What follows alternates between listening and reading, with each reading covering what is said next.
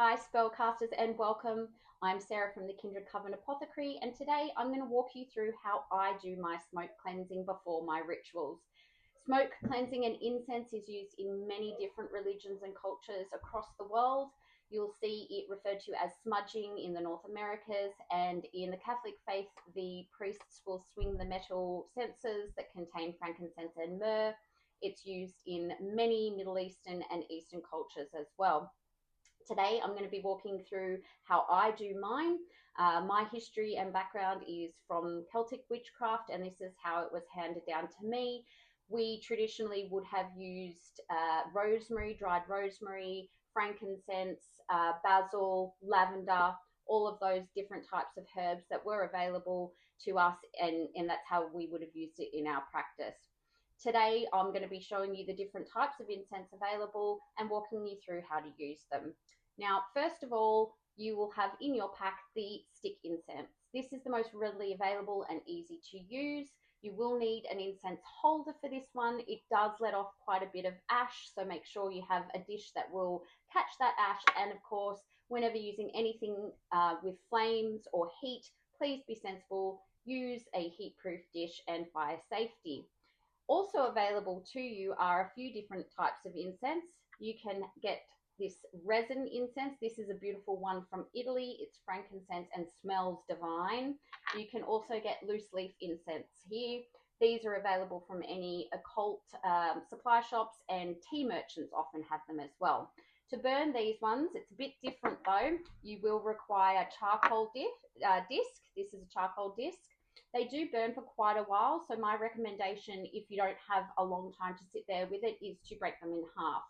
You will need tongs when lighting this and using these. They are very hot, and they get very hot very quickly. You simply light it, and it's a bit tricky, but you'll see the surface sparkles, and it will sparkle and crackle across the surface and start to glow red. When it does start to glow red, blow on it a bit to make sure that it is fully alight. Then you can place it in a heat-proof dish, and your resin or your loose leaf incense goes in on top. As I said before, it does burn for a while. Half a disc is more than enough. You will need to regularly put fresh incense on top of that as well. And again, please be careful. They get very, very hot.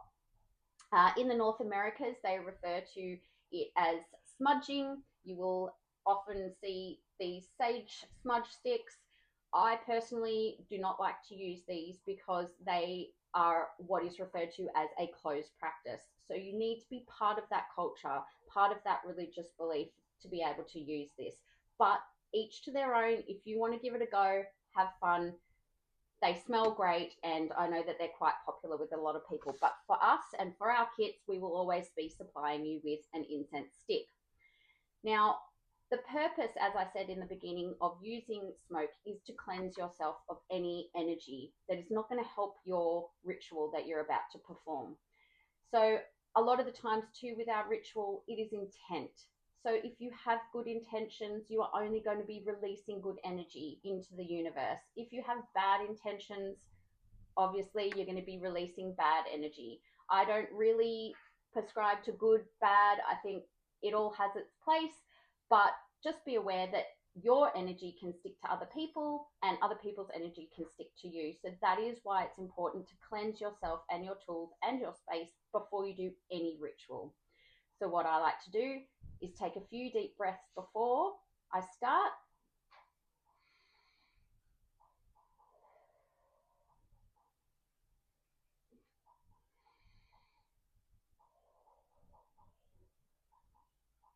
This helps me to ground myself and prepare myself for the ritual ahead.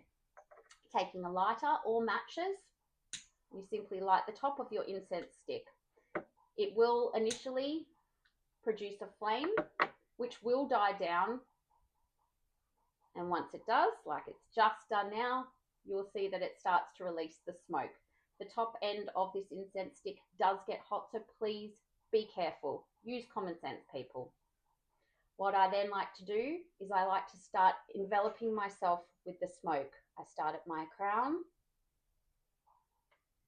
and I work my way down. While I am doing this, you can either say it in your head or chant to chant out loud. I cleanse myself of any negative energy. I send back any energy that is not mine, and I rid myself of any energy that is not serving my highest purpose. I like to go around each one of my limbs and so forth down. It's a bit tricky today because I am sitting in a chair. I'm normally sitting cross-legged on the ground, so it does make it a lot easier. Once I have satisfactorily cleansed myself with the smoke and I feel cleansed and I feel ready to proceed, I then move on to cleansing my tools. So if I was using this in my ritual, I would hover it in the smoke. I cleanse this dish of any negative energy. Any energy that is attached to it that is not mine, I send back. And I rid this dish of any energy that will not serve my highest purpose. And I move on to my next tool. Once I've completed that, I also like to cleanse my space. Again, in very much the same way, I move around and I concentrate on sending any energy that's not mine back to its owner, ridding myself of any negative energy or any energy that's not serving my highest purpose. Now, at that point, you can actually extinguish your incense, but I like to keep it running throughout my ritual. It helps me to focus, it helps me to ground and center myself and keep my mind and energy focused on what I'm doing. At the end of my ritual, you simply turn the stick upside down and butt it out. The lit end will break off and will go out, and you're left with an incense stick that you can then reuse again at a later date. I hope this has helped you, and if you have any questions at all, please feel free to reach out, and I would love to hear how your spells have gone, love to hear the results, I'd love to hear how you found it. Send videos, send photos, all of that. Please feel free to reach out at any time, and I look forward to hearing how your journey is going. And again, I hope that this helps to awaken the magic within.